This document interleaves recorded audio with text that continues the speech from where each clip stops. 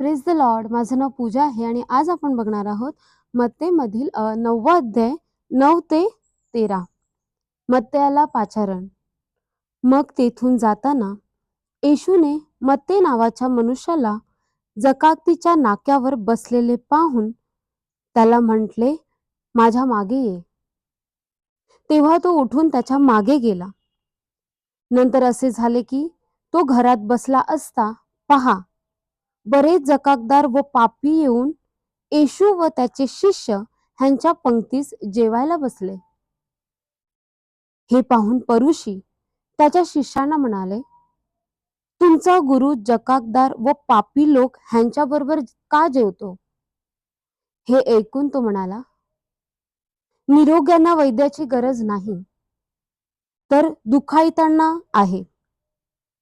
मला दया पाहिजे, यज्ञ नको.